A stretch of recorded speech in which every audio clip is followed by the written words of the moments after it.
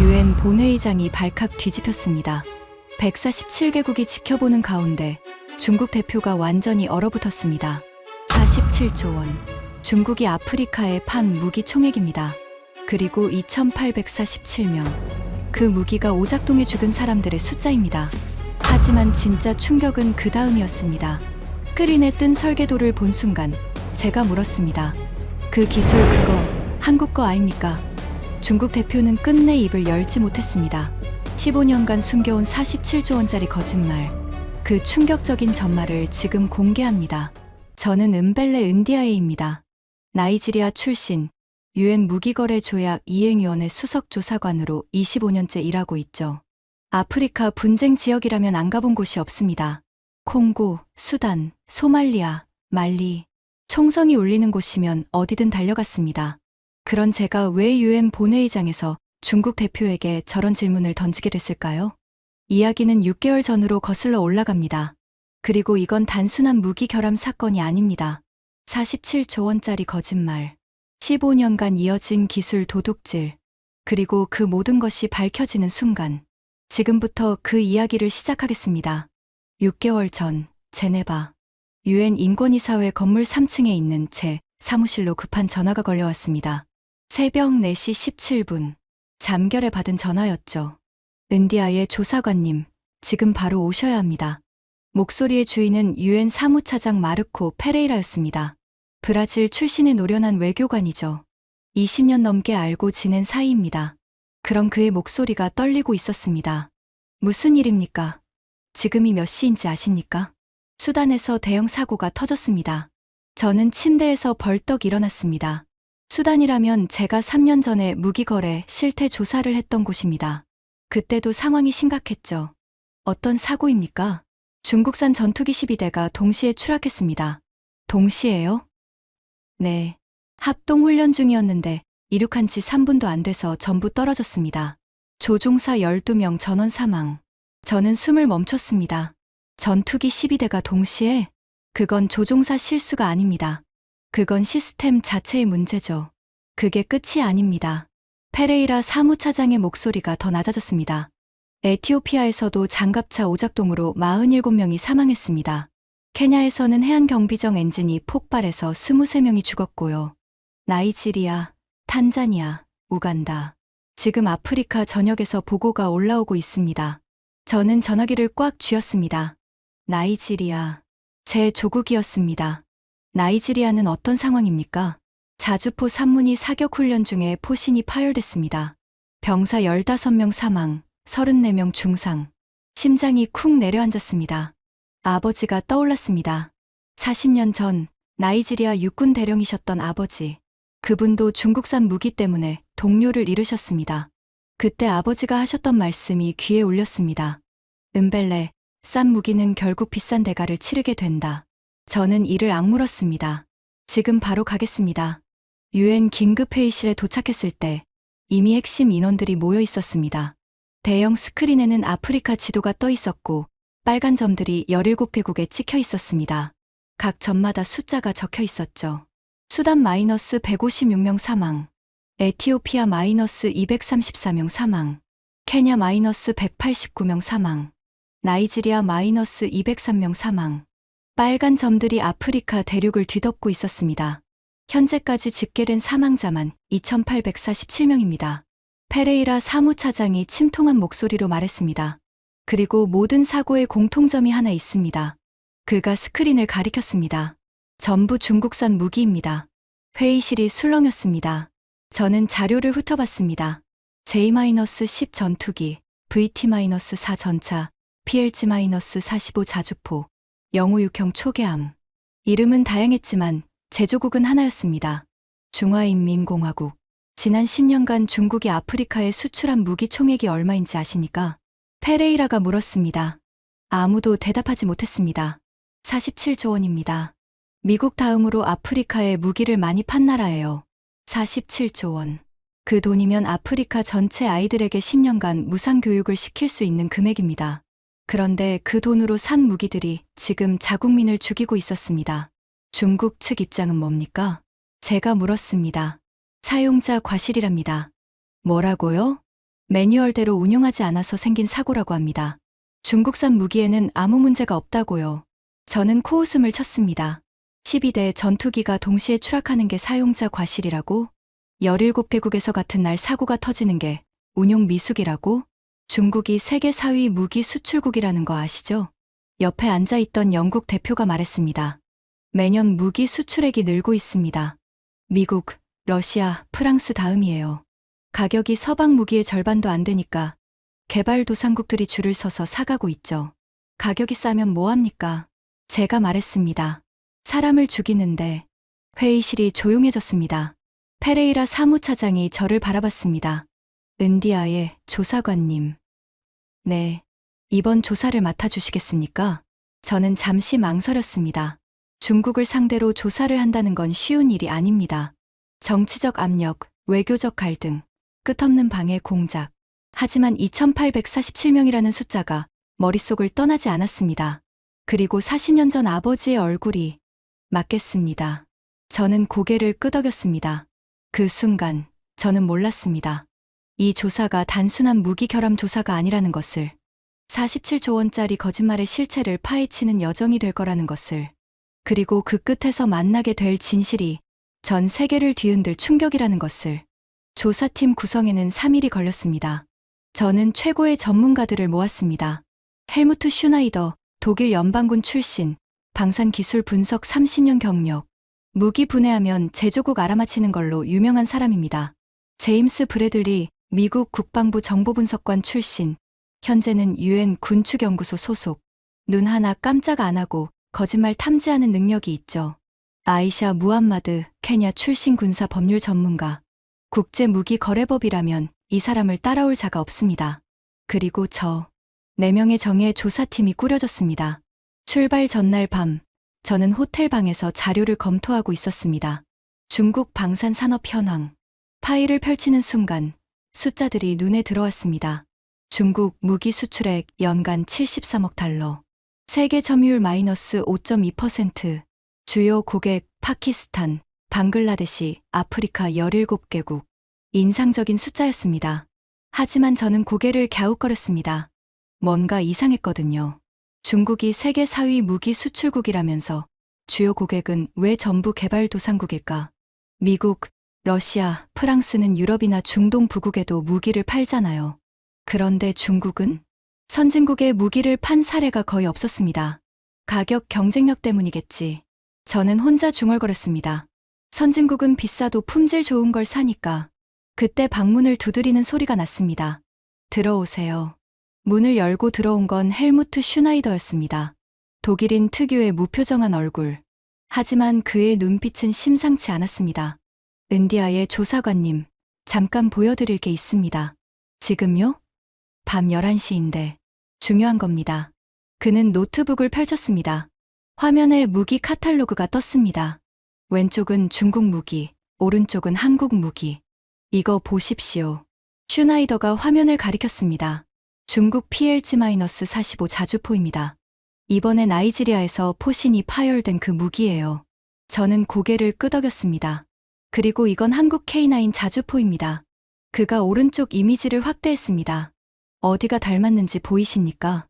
저는 두 이미지를 번갈아 봤습니다. 처음에는 뭐가 다른지 몰랐습니다. 그런데 자세히 보니까 포탑 형태가 네, 거의 똑같죠. 슈나이더가 고개를 끄덕였습니다. 엔진 배치, 포탑 설계, 자동 장전 시스템, 외형만 살짝 바꿨을 뿐 구조가 거의 동일합니다. 저는 눈을 가늘게 떴습니다. 혹시 중국이 한국 기술을 아직 확신할 수는 없습니다. 슈나이더가 말을 끊었습니다. 하지만 의심스러운 건 사실이에요. 제가 30년간 무기를 분석해왔는데 이 정도로 유사한 경우는 2가지밖에 없습니다. 2가지요? 하나는 라이선스 생산, 공식적으로 기술을 사서 만드는 경우죠. 다른 하나는요? 슈나이더의 눈빛이 날카로워졌습니다. 기술 도용입니다. 기술 도용.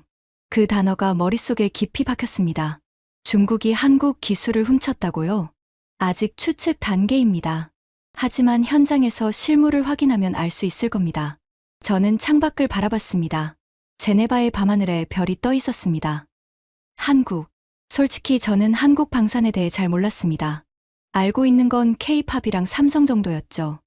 무기? 한국이 무기를 만든다고?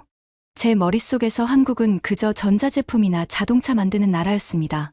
무기라면 당연히 중국이 아시아 최강이라고 생각했죠.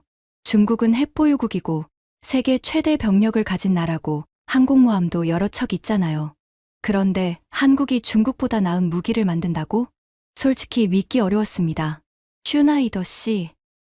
네. 한국 방산에 대해서 아는 게 있습니까? 그가 잠시 생각하더니 말했습니다. 폴란드가 한국 전차랑 자주포를 대량 주문한 건 아시죠? 들어본 것 같기도. 작년에 엄청난 뉴스였습니다. 유럽 국가가 아시아 무기를 대량 구매한 건 역사상 처음이거든요. 저는 고개를 갸웃거렸습니다. 폴란드가요? 왜 하필 한국 무기를? 성능이 좋으니까요. 독일 전차보다 낫다는 평가도 있습니다. 독일 전차보다? 저는 깜짝 놀랐습니다. 독일은 세계 최고의 기계공업 국가입니다. 레오파드 전차는 전 세계가 인정하는 명품이죠. 그런 독일 전차보다 한국 전차가 낫다고? 믿기 어려우시죠? 슈나이더가 씁쓸하게 웃었습니다. 저도 처음엔 그랬습니다. 독일 사람으로서 자존심이 상했죠. 하지만 숫자는 거짓말을 안 합니다. 무슨 숫자요? 이집트 사막 테스트에서 한국 K9 자주포가 섭씨 52도에서 1시간 연속 사격을 버텼습니다. 독일 자주포는 45분 만에 엔진 과열로 멈췄고요. 저는 입을 다물지 못했습니다. 그리고 페루 안데스 산맥 테스트. 해발 4,000m에서 한국 K2 전차는 정상 출력을 유지했습니다. 중국 전차는 3,000m에서부터 출력이 떨어지기 시작했고요. 중국 전차가 한국 전차한테 졌다고? 그건 제 상식과 맞지 않았습니다. 근데 왜 중국 무기가 더 많이 팔리는 겁니까? 가격이죠. 한국 무기의 절반도 안 합니다. 품질보다 가격을 따지는 나라들이 중국 무기를 삽니다. 저는 고개를 끄덕였습니다. 아프리카 같은데 말이죠. 네. 그리고 그 결과가 지금 2,847명의 목숨입니다. 저는 주먹을 꽉 쥐었습니다. 싸게 사서 비싸게 치른다. 아버지 말씀이 맞았습니다. 슈나이더 씨. 네. 내일 수단 가면 그 자주포 잔해를 직접 볼 수 있겠죠? 물론입니다. 그때 확실히 알 수 있겠습니까? 중국이 정말 한국 기술을 도용했는지. 슈나이더가 단호하게 고개를 끄덕였습니다. 무기는 거짓말을 못합니다. 분해하면 다 나옵니다. 저는 창밖을 다시 바라봤습니다. 내일이면 수단입니다. 진실이 거기서 기다리고 있었습니다. 그리고 저는 아직 몰랐습니다. 그 진실이 얼마나 거대한 것인지. 47조 원짜리 거짓말. 15년간 이어진 조직적 기술 도용. 그리고 그것이 밝혀지는 순간 전 세계 방산시장의 판도가 완전히 바뀌게 될 거라는 것을. 저는 짐을 챙기기 시작했습니다. 아버지의 사진이 지갑 속에서 저를 바라보고 있었습니다. 40년 전 중국산 무기 오작동으로 전우를 이루셨던 아버지. 아버지. 저는 조용히 중얼거렸습니다. 이번엔 제가 진실을 밝히겠습니다. 창밖으로 동이 트기 시작했습니다. 6개월간의 긴 여정. 그 첫걸음이 시작되려 하고 있었습니다. 수단 하르툼 국제공항에 도착한 건 새벽 5시였습니다. 비행기 문이 열리는 순간 뜨거운 공기가 얼굴을 때렸습니다. 섭씨 47도. 숨을 쉬는 것조차 힘들었습니다. 아프리카는 처음이시죠? 제가 슈나이더에게 물었습니다. 유럽에서만 30년 일했습니다. 이런 더위는 처음이에요. 그가 이마에 땀을 닦으며 말했습니다. 적응하세요. 앞으로 한 달은 여기서 지내야 합니다. 공항 밖에는 유엔 차량이 대기하고 있었습니다. 방탄 SUV 3대. 수단은 아직 내전 중인 지역이 있어서 보안이 필수였습니다. 차에 올라타자 수단군 연락장교가 우리를 맞았습니다. 은디아의 조사관님, 오시느라 고생하셨습니다. 저는 오마르 대령입니다. 그의 얼굴에는 피로가 가득했습니다. 사고 현장이 어디입니까? 여기서 북쪽으로 3시간 거리입니다. 와디알파 공군기지예요. 그게 전투기 12대가 추락한 곳이죠? 네. 그리고 오마르 대령이 잠시 말을 멈췄습니다. 현장 상태가 좋지 않습니다. 마음의 준비를 하십시오. 저는 고개를 끄덕였습니다. 전투기 12대가 추락한 현장. 어떤 모습일지 충분히 예상할 수 있었습니다. 사막 도로를 3시간 달렸습니다. 창밖으로 끝없는 모래벌판이 펼쳐졌습니다. 황량했습니다. 그리고 그 황량함 끝에 검은 연기가 아직도 피어오르는 곳이 보였습니다. 와디알파 공군기지. 정확히 말하면 기지였던 곳. 도착했습니다. 오마르 대령이 말했습니다. 차에서 내리는 순간 저는 숨을 멈췄습니다. 처참했습니다. 활주로에는 전투기 잔해가 흩어져 있었습니다. 날개 조각, 엔진 파편, 녹아내린 금속 덩어리들. 그리고 곳곳에 남아있는 검은 그을음 자국.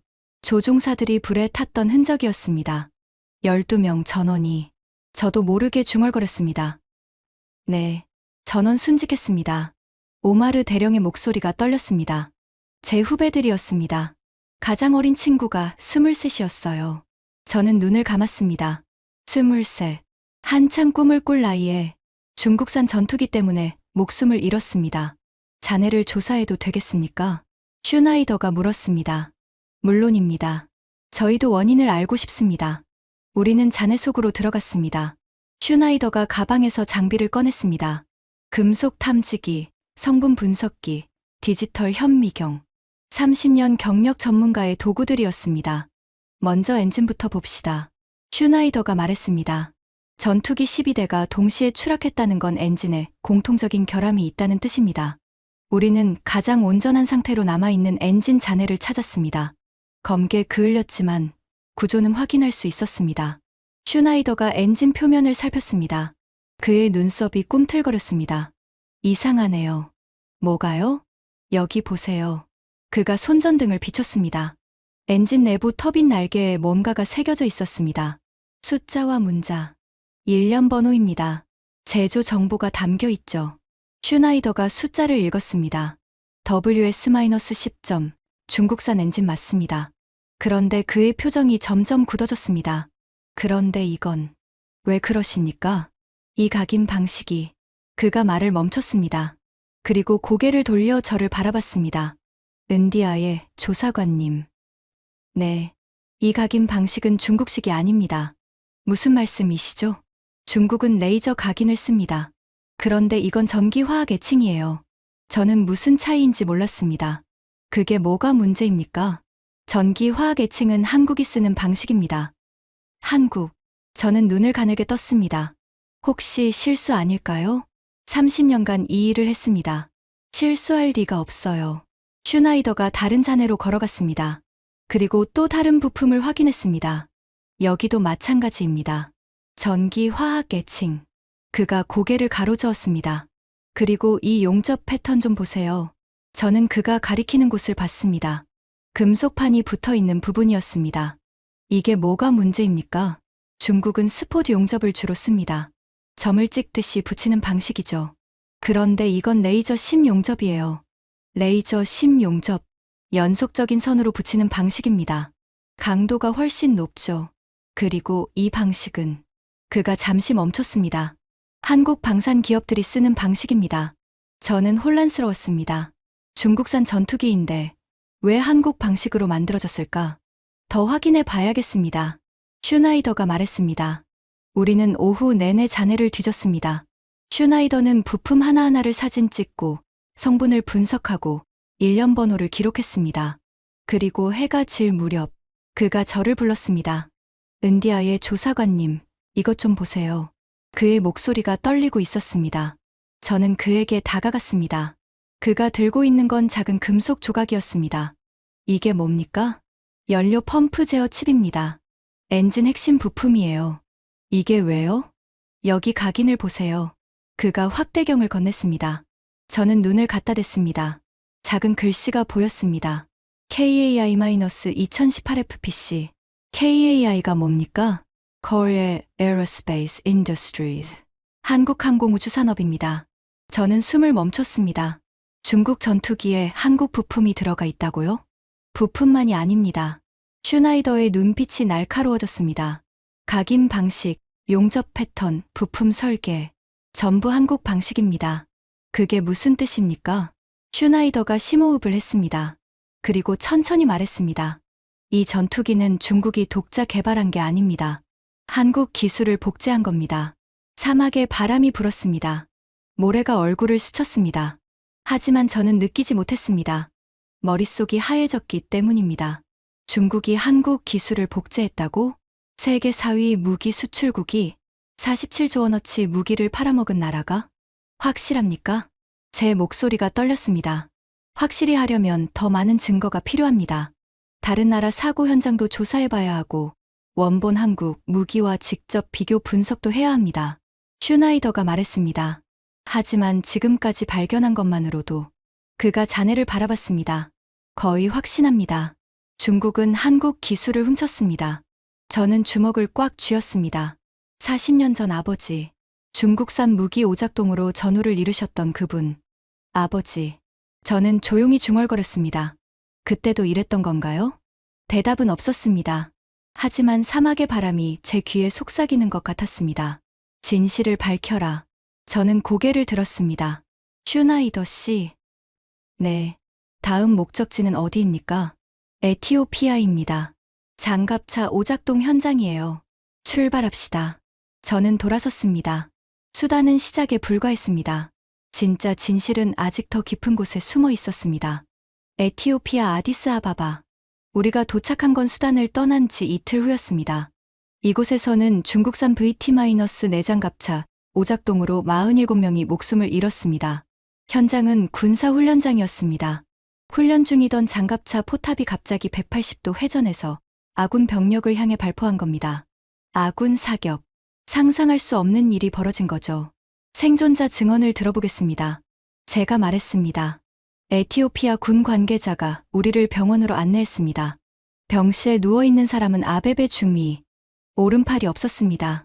오작동 장갑차에 맞아 잃은 겁니다. 그날 무슨 일이 있었는지 말씀해 주시겠습니까? 제가 조심스럽게 물었습니다. 아베베 중위의 눈에 눈물이 맺혔습니다. 평범한 기동훈련이었습니다. VT-4장갑차 8대가 대열을 짜고 이동하고 있었죠. 그가 천장을 바라보며 말했습니다. 그런데 갑자기 3번 장갑차에 포탑이 돌아갔습니다. 조종수도 사수도 아무것도 건드리지 않았는데요. 저절로 돌아갔다고요? 네. 마치 귀신이 조종하는 것 같았습니다. 그의 목소리가 떨렸습니다. 그리고 발포됐습니다. 1발, 2발, 3발. 대열 옆에 있던 보병들이 쓰러졌습니다. 제어가 안 됐습니까? 사수가 미친 듯이 스위치를 눌렀습니다. 하지만 반응이 없었어요. 포탑은 계속 돌아가면서 쏘고 있었고, 그가 눈을 감았습니다. 제 친구 15명이 그 자리에서 죽었습니다. 바로 옆에서요. 저는 말을 잃었습니다. 아군을 향해 발포하는 장갑차, 통제 불능. 이건 단순한 기계의 결함이 아니었습니다. 설계 자체의 문제였습니다. 사고 장갑차는 어디 있습니까? 슈나이더가 물었습니다. 경납고에 보관 중입니다. 우리는 경납고로 이동했습니다. 문제의 VT-4장갑차가 거기 있었습니다. 외형은 거의 멀쩡했습니다.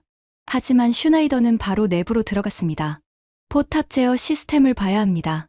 그가 해치를 열고 들어갔습니다. 저도 뒤따라 들어갔습니다. 장갑차 내부는 좁았습니다. 각종 계기판과 스위치가 빼곡했죠. 슈나이더가 포탑 제어 패널을 분해하기 시작했습니다. 여기입니다. 그가 한 부품을 가리켰습니다. 포탑 회전 제어 모듈이에요. 이게 고장나면 포탑이 제멋대로 움직입니다. 그가 부품을 꺼냈습니다. 그리고 표면을 살폈습니다. 그의 눈이 커졌습니다. 또 그렇군요. 뭐가요? 여기 보세요. 그가 확대경을 건넸습니다. 부품 표면에 각인이 있었습니다. HHIARM-2017. HHI가 뭡니까? 현대중공업입니다. 한국 회사예요. 저는 숨을 삼켰습니다. 또 한국. 이건 우연이 아닙니다. 슈나이더가 말했습니다. 수단 전투기에서도 한국 부품이 나왔고, 여기 장갑차에서도 한국 부품이 나왔습니다. 중국이 한국 부품을 수입해서 쓴 걸까요? 그럴 리가 없습니다. 슈나이더가 고개를 저었습니다. 한국과 중국은 방산 기술 교류가 없습니다. 공식적으로는요. 그럼 불법 복제입니다. 한국 기술을 훔쳐서 자기들 제품에 붙여 넣은 겁니다. 저는 장갑차 밖으로 나왔습니다. 머리가 복잡했습니다. 얼마나 더 확인해야 확실해집니까? 다른 나라 현장도 조사해야 합니다. 그리고 결정적으로 슈나이더가 말했습니다. 한국 원본 무기와 직접 비교 분석을 해야 합니다. 그래야 몇 %가 일치하는지 정확히 알 수 있어요. 저는 고개를 끄덕였습니다. 한국에 연락해 봐야겠군요. 그날 밤, 저는 제네바 본부에 연락했습니다. 한국방위사업청에 공식 협조 요청을 했습니다. 대답은 예상보다 빨리 왔습니다. 한국 측이 전폭적으로 협조하겠다고 합니다. 페레이라 사무차장이 말했습니다.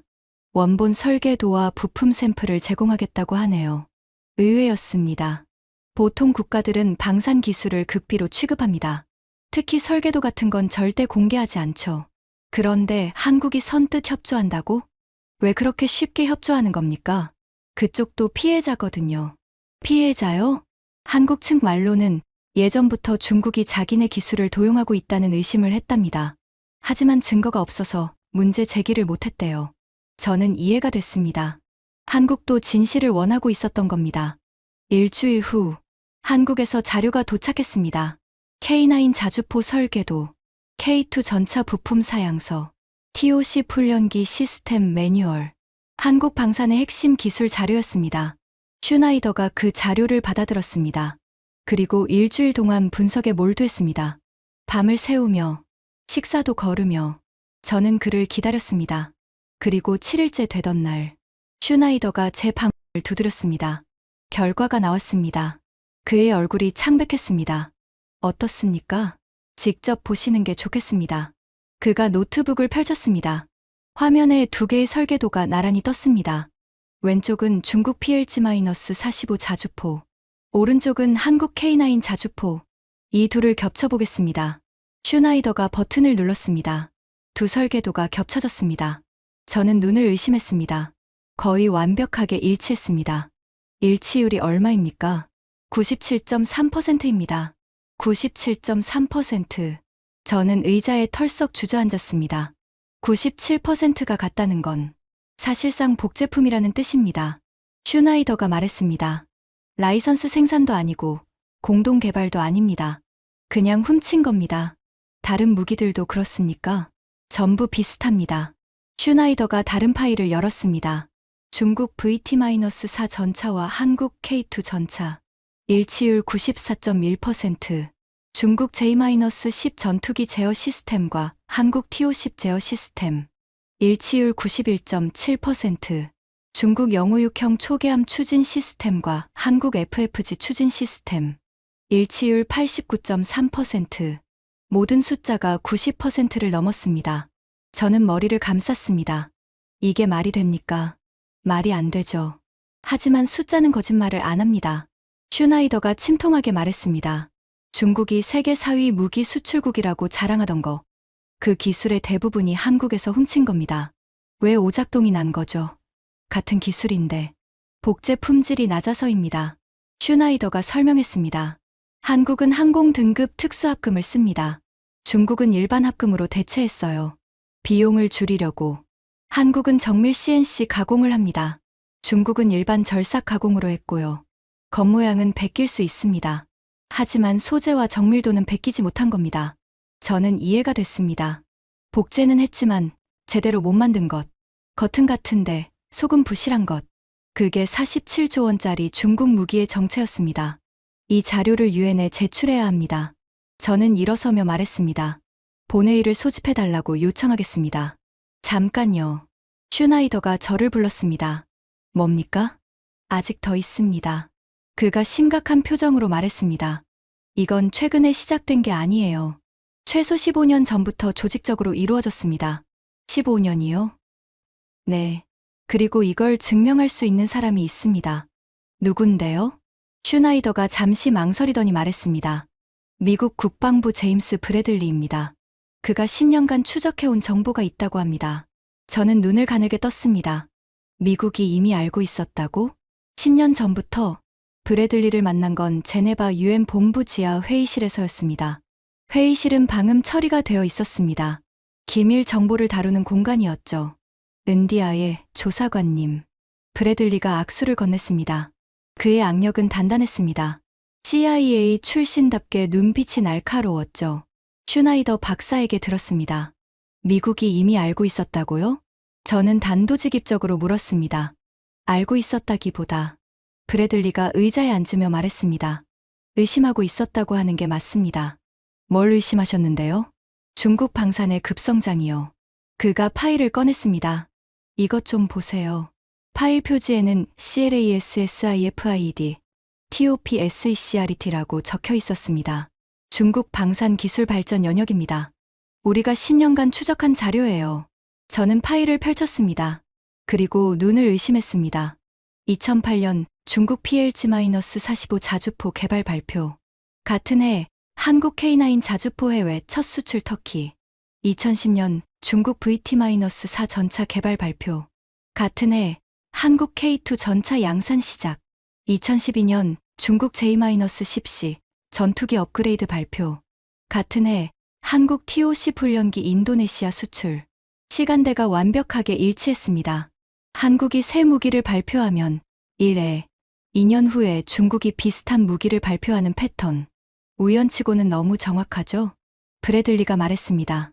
15년간 이 패턴이 반복됐습니다. 처음엔 우연이라고 생각했어요. 하지만 계속되니까 의심이 확신으로 바뀌었죠. 왜 문제 제기를 안 하셨습니까? 증거가 없었습니다. 브래들리가 한숨을 쉬었습니다. 의심만으로는 국제 무대에서 중국을 고발할 수 없어요. 특히 중국처럼 큰 나라를. 저는 고개를 끄덕였습니다. 중국은 유엔 안전보장이사회 상임이사국입니다. 거부권을 가진 나라죠. 쉽게 건드릴 수 있는 상대가 아닙니다. 그런데 이번엔 다릅니다. 브래들리의 눈빛이 빛났습니다. 뭐가 다릅니까? 물증이 생겼거든요. 그가 다른 파일을 꺼냈습니다. 이건 우리 정보망이 입수한 자료입니다. 중국 국영방산 기업 내부 문서예요. 저는 파일을 받아들었습니다. 중국어로 적혀 있었지만 영어 번역이 함께 있었습니다. 제목 K계열 기술 획득 프로젝트 2008에 2023. 저는 눈을 가늘게 떴습니다. K계열. 한국 무기 명명법이었습니다. K9, K2, K21점. 문서를 읽어 내려갔습니다. 1단계 2008에 2012 목표 기술 선정 및 정보 수집. 한국 방위산업전 참관을 통한 기술 자료 수집. 해외 전시회에서 한국 기술자 접촉. 한국 방산협력업체 위장 취업. 2단계 2013에 2017 핵심 기술 획득. 설계 도면 유출. 핵심 부품 샘플 확보. 제조 공정 정보 입수. 3단계 2018에 2023 기술 적용 및 양산. 획득 기술 기반 자체 무기 개발. 원가 절감을 위한 소재 대체. 아프리카 중동 시장 공략. 저는 손이 떨렸습니다. 이건 계획서였습니다. 조직적이고 체계적인 기술 도용 계획서. 15년에 걸친 작전. 이게 진짜입니까? 진짜입니다. 브래들리가 단호하게 말했습니다. 여러 경로로 교차 검증했습니다. 100% 확실해요. 저는 파일을 내려놓았습니다. 47조 원. 중국이 아프리카에 판 무기 총액. 그 47조 원이 전부 도둑질한 기술로 만든 것이었습니다. 한국은 이 사실을 알고 있습니까? 일부는 알고 있을 겁니다. 하지만 이 정도로 체계적인 줄은 몰랐을 거예요. 브래들리가 말했습니다. 이건 단순한 기술 유출이 아닙니다. 국가 차원의 조직적 산업 스파이 활동입니다. 저는 일어섰습니다. 이 자료를 유엔 본회의에 제출해야 합니다. 동의합니다. 브래들리도 일어섰습니다. 그런데 한 가지 더 있습니다. 뭡니까? 일본도 피해자입니다. 저는 눈을 크게 떴습니다. 일본이요? 네. 중국이 한국 기술만 훔친 게 아니에요. 일본 기술도 상당 부분 가져갔습니다. 일본도 알고 있습니까? 알고 있습니다. 그리고 브래들리가 의미심장하게 웃었습니다. 일본 방위성에서 연락이 왔습니다. 한국과 공동 대응하고 싶다고요. 저는 놀랐습니다. 한국과 일본. 역사적으로 사이가 좋지 않은 두 나라. 그 두 나라가 중국을 상대로 손을 잡는다고? 역사상 처음 있는 일이 될 겁니다. 브래들리가 말했습니다. 한일 방산 공동 전선. 중국으로서는 최악의 시나리오죠. 저는 창밖을 바라봤습니다. 제네바의 하늘이 붉게 물들고 있었습니다. 진실이 점점 그 모습을 드러내고 있었습니다. 47조 원짜리 거짓말. 15년간의 조직적 도둑질. 그리고 예상치 못한 동맹. 이야기는 아직 끝나지 않았습니다. 도쿄에서 사토 켄지를 만난 건 그로부터 사흘 후였습니다. 일본 방위성 기술 고문. 60대 중반의 백발 신사였습니다. 은디아의 조사관님, 멀리서 오시느라 고생하셨습니다. 그가 정중하게 인사했습니다. 갑작스러운 요청에 응해주셔서 감사합니다. 저는 답례했습니다. 회의실에는 일본 측 인사들이 여러 명 앉아 있었습니다. 그리고 놀랍게도 한국 측 인사들도 있었습니다. 한국방위사업청 김동현 국장입니다. 한국 측 대표가 일어나 인사했습니다. 함께 배석하게 됐습니다. 저는 놀라움을 감추지 못했습니다. 한국과 일본이 같은 테이블에 방산 문제로 이례적인 자리라는 거 압니다. 사토가 말했습니다. 하지만 이례적인 상황에는 이례적인 대응이 필요합니다. 그가 스크린을 가리켰습니다. 지난 15년간 중국에 빼앗긴 기술 목록입니다.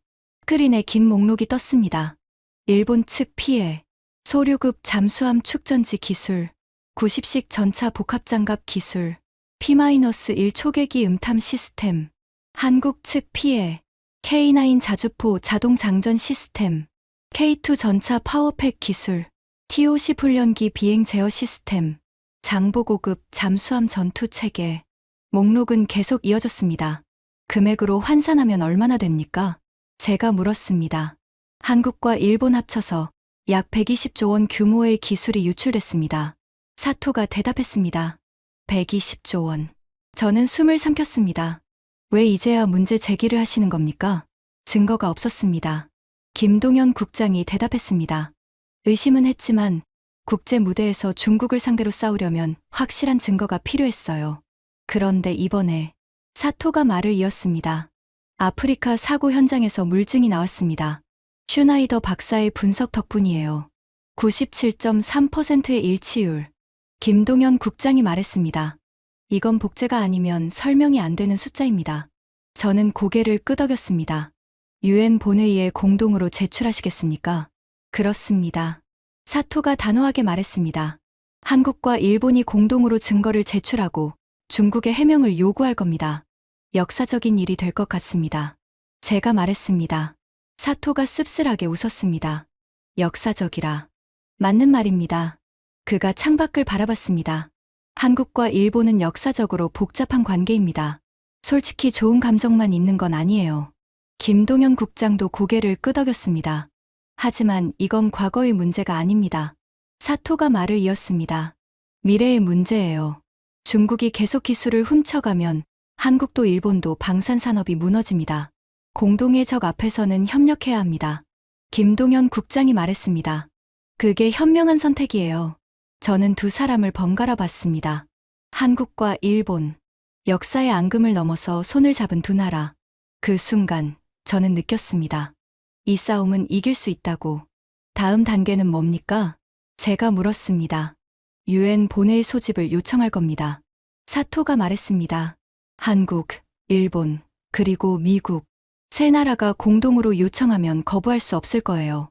아프리카 국가들도 동참할 겁니다. 김동현 국장이 덧붙였습니다. 그들이 진짜 피해자니까요. 2,847명이 죽었잖아요. 저는 고개를 끄덕였습니다. 본회의가 열리면 저도 발언하겠습니다. 발언요? 사토가 물었습니다. 네. 조사관으로서 증거를 제시하고 중국에 질문하겠습니다. 저는 두 손을 테이블 위에 올렸습니다. 그 기술 그거 한국 거 아닙니까? 라고요. 회의실이 조용해졌습니다. 그리고 사토가 웃었습니다. 좋습니다. 그 질문 전 세계가 들었으면 좋겠군요. 김동현 국장도 고개를 끄덕였습니다.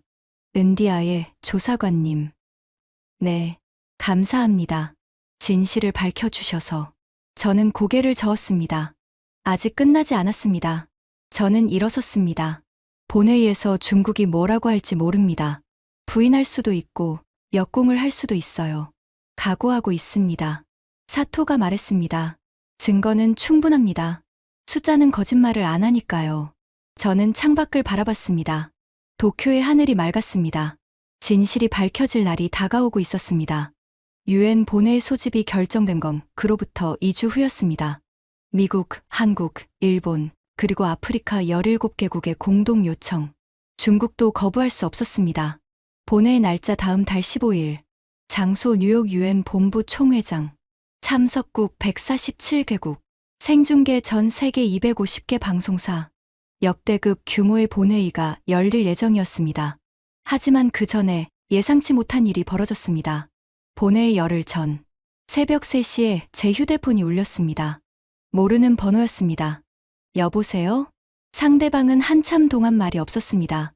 그리고 낮은 목소리가 들렸습니다. 중국어였습니다. 은디아의 조사관님입니까? 누구시죠? 저는 리웨이라고 합니다. 리웨이. 중국 이름이었습니다. 어떻게 제 번호를 알았죠? 중요한 게 아닙니다. 그의 목소리가 떨리고 있었습니다. 제가 드릴 말씀이 있습니다. 매우 중요한 겁니다. 무슨 말씀인데요? 저는 중국 국영방산 기업 NORINCO에서 10년간 일했습니다. 저는 숨을 멈췄습니다. NORINCO. 중국 최대 방산 기업. 문제의 무기들을 만든 곳이었습니다. 지금 어디 계십니까? 홍콩입니다. 중국 본토에서 빠져나왔어요. 그의 목소리에 두려움이 묻어났습니다. 회사에서 무슨 일이 벌어지고 있는지 세상에 알려야 합니다. 무슨 일인데요? 한국 기술 도용. 그거 전부 사실입니다. 저는 심장이 쿵쾅거렸습니다. 직접 만나서 이야기하고 싶습니다. 증거도 있어요. 어떤 증거요? 문서, 이메일, 녹취록. 15년간의 기록이 전부 있습니다. 저는 잠시 생각했습니다. 함정일 수도 있었습니다. 중국이 역공을 위해 보낸 사람일 수도 있었죠. 하지만 그의 떨리는 목소리, 그건 연기가 아니었습니다. 만나죠. 저는 말했습니다.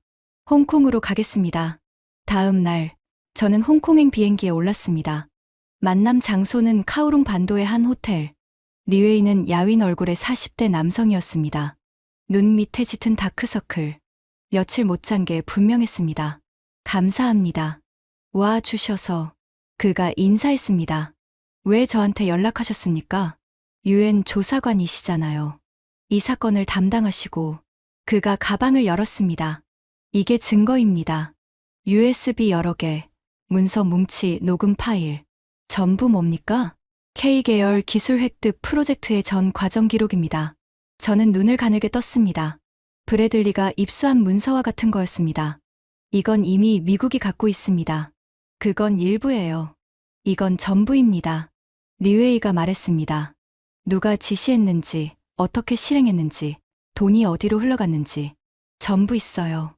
왜 이걸 공개하려는 겁니까? 저는 물었습니다. 10년간 회사에서 일하셨잖아요. 왜 갑자기 배신을? 리웨이의 얼굴이 굳어졌습니다. 제 아들 때문입니다. 아들이요? 아들이 군에 입대했습니다. 공군이에요. 그의 눈에 눈물이 맺혔습니다. 수단에서 전투기 12대가 추락했다는 뉴스 보셨죠? 네. 그 전투기, 제가 만든 겁니다. 저는 숨을 멈췄습니다. 제가 설계에 참여했어요. 한국 기술 복제에서. 비용 줄이려고 소재도 바꾸고. 그래서요? 제 아들이 그 전투기를 모는 거예요. 그가 주먹을 꽉 쥐었습니다. 언제 떨어질지 모르는 전투기를요. 저는 말을 잃었습니다. 2847명이 죽었습니다. 아프리카에서 제가 만든 무기 때문에. 리웨이가 고개를 떨궜습니다.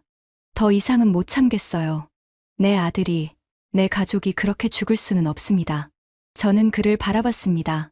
손이 떨리고 있었습니다. 눈물이 흐르고 있었습니다. 이 사람은 진심이었습니다. 이 자료를 UN 본회의에 제출하겠습니다. 저는 말했습니다. 그러면 당신은 중국에 돌아갈 수 없습니다. 알고 계시죠? 압니다. 리웨이가 고개를 끄덕였습니다. 가족은 이미 캐나다로 보냈습니다. 저도 돌아가지 않을 거예요. 후회 안 하시겠습니까? 이미 후회하고 있습니다. 그가 저를 바라봤습니다. 15년간 거짓말에 동참한 것을요. 저는 그의 손을 잡았습니다. 용기에 감사드립니다. 그날 밤, 저는 홍콩을 떠났습니다. 손에는 리웨이가 준 자료가 들려 있었습니다. 15년간의 기록, 47조 원짜리 거짓말의 전모. 이제 마지막 퍼즐 조각이 맞춰졌습니다. UN 본회의, 147개국이 지켜보는 그 자리에서 진실이 밝혀질 것이었습니다. 그리고 저는 그 자리에서 물을 것이었습니다. 그 기술 그거, 한국 거 아닙니까? 비행기가 이륙했습니다. 뉴욕이 기다리고 있었습니다. 뉴욕 UN 본부 총회장. 저는 단상 바로 앞 조사관석에 앉아 있었습니다. 심장이 미친 듯이 뛰었습니다. 147개국 대표단이 자리를 채우고 있었습니다. 기자석에는 전 세계 250개 방송사 취재진, 카메라가 쉴 새 없이 플래시를 터뜨렸습니다. 생중계 시청자 수 실시간 8억 7천만 명. 역사상 가장 많은 사람이 지켜보는 UN 본회의였습니다. 제42차 UN 무기거래 조약 특별 본회의를 시작하겠습니다. 의장의 선언과 함께 회의가 시작됐습니다. 먼저 조사팀의 보고를 듣겠습니다. 은디아의 수석 조사관, 발언해 주십시오. 저는 자리에서 일어났습니다. 다리가 떨렸습니다. 하지만 2847명의 얼굴이 머릿속에 떠올랐습니다. 수단의 젊은 조종사들, 에티오피아의 병사들, 나이지리아의 제 동포들, 그들을 위해 저는 이 자리에 섰습니다. 의장님, 각국 대표 여러분, 제 목소리가 회의장에 울려 퍼졌습니다. 저는 지난 6개월간 아프리카 17개국에서 발생한 중국산 무기 오작동 사건을 조사했습니다. 스크린에 첫 번째 슬라이드가 떴습니다. 아프리카 지도 위에 빨간 점들. 사망자 2847명, 부상자 4312명, 재산 피해 12조 원. 회의장이 술렁였습니다. 이것이 세계 4위 무기 수출국이 아프리카에 남긴 결과입니다. 저는 중국 대표단 좌석을 바라봤습니다. 왕웨이 대표가 무표정하게 앉아 있었습니다. 조사 결과, 저희는 충격적인 사실을 발견했습니다. 두 번째 슬라이드. 두 개의 설계도가 나란히 나타났습니다. 왼쪽은 중국 PLG-45 자주포 설계도입니다. 오른쪽은 한국 K9 자주포 설계도입니다. 저는 버튼을 눌렀습니다. 두 설계도가 겹쳐졌습니다. 회의장 곳곳에서 탄성이 터져 나왔습니다. 거의 완벽하게 일치했기 때문입니다. 일치율 97.3%. 저는 또박또박 말했습니다. 이것은 우연의 일치가 아닙니다. 복제입니다. 중국 대표단 좌석에서 웅성거리는 소리가 들렸습니다. 왕웨이의 표정이 굳어졌습니다. 전차, 전투기, 함정, 모든 무기가 마찬가지였습니다. 세 번째 슬라이드. 비교 분석 결과 목록. VT-4 전차와 한국 K2 전차. 일치율 94.1%. J-10 전투기 제어 시스템과 한국 TO10 제어 시스템. 일치율 91.7%. 영우육형 초계함 추진 시스템과 한국 FFG 추진 시스템. 일치율 89.3%. 회의장이 완전히 조용해졌습니다. 그리고 저희는 이것이 15년에 걸친 조직적 기술 도용이라는 증거를 확보했습니다. 네 번째 슬라이드. K계열 기술 획득 프로젝트 문서. 이것은 중국 국영방산 기업의 내부 문서입니다. 2008년부터 2023년까지 한국 방산 기술을 체계적으로 도용한 계획서입니다. 저는 문서 내용을 읽었습니다. 1단계 목표 기술 선정 및 정보 수집, 2단계 핵심 기술 획득, 3단계 기술 적용 및 양산. 회의장에 침묵이 흘렀습니다. 그리고 마지막으로 저는 5번째 슬라이드를 띄웠습니다. 리웨이의 증언 영상. 이 증언자는 NORINCO에서 10년간 근무한 엔지니어입니다. 기술 도용에 직접 참여했던 사람이죠. 영상이 재생됐습니다. 리웨이의 떨리는 목소리가 회의장에 울렸습니다. 저는 15년간 거짓말에 동참했습니다. 한국 기술을 복제해서 무기를 만들었습니다. 비용을 줄이려고 소재를 바꿨고 그 결과 2847명이 죽었습니다. 영상이 끝났습니다. 회의장이 얼어붙었습니다. 저는 마이크를 다시 잡았습니다. 의장님. 네. 저는 중국 대표에게 직접 질문하고 싶습니다. 의장이 잠시 망설이더니 고개를 끄덕였습니다. 허가합니다. 저는 중국 대표단 좌석을 향해 돌아섰습니다. 왕웨이가 창백한 얼굴로 앉아 있었습니다. 왕 대표. 제 목소리가 회의장에 울렸습니다. 이 설계도를 보십시오. 스크린에 겹쳐진 두 설계도가 다시 떴습니다. 97.3%가 일치합니다. 저는 한 걸음 다가갔습니다. 그 기술 그거. 회의장 전체가 숨을 죽였습니다. 한국 거 아닙니까? 2초, 3초, 5초. 왕웨이의 입이 열리지 않았습니다. 얼굴이 붉어졌다가 창백해졌습니다. 손이 떨리고 있었습니다. 왕 대표. 제가 다시 말했습니다. 147개국이 지켜보고 있습니다. 8억 명이 생중계로 시청하고 있습니다. 저는 똑바로 그를 바라봤습니다. 대답해 주십시오. 이 기술은 한국 것입니까? 아닙니까? 10초, 15초, 20초. 왕웨이는 끝내 입을 열지 못했습니다. 그저 고개를 숙일 뿐이었습니다. 회의장에 웅성거림이 퍼졌습니다. 카메라 플래시가 미친 듯이 터졌습니다. 그 순간 저는 알았습니다. 진실이 밝혀졌다는 것을. 47조 원짜리 거짓말이 세상에 드러났다는 것을. 그리고 이 순간이 역사에 기록될 것이라는 것을. 왕회의의 침묵이 이어지는 동안 예상치 못한 일이 벌어졌습니다. 아프리카 대표단 좌석에서 한 사람이 일어났습니다. 케냐 대표 와니아 장관. 의장님, 발언권을 요청합니다. 허가합니다. 와니아 장관이 마이크 앞에 섰습니다. 저희 케냐는 중국산 해안 경비정 오작동으로 23명의 해군을 잃었습니다. 그의 목소리가 떨렸습니다. 그들에게는 가족이 있었습니다. 아이들이 있었습니다. 그리고 그들은 돌아오지 않았습니다. 회의장이 숙연해졌습니다. 오늘 저희는 결정을 내렸습니다. 그가 문서를 들어보였습니다.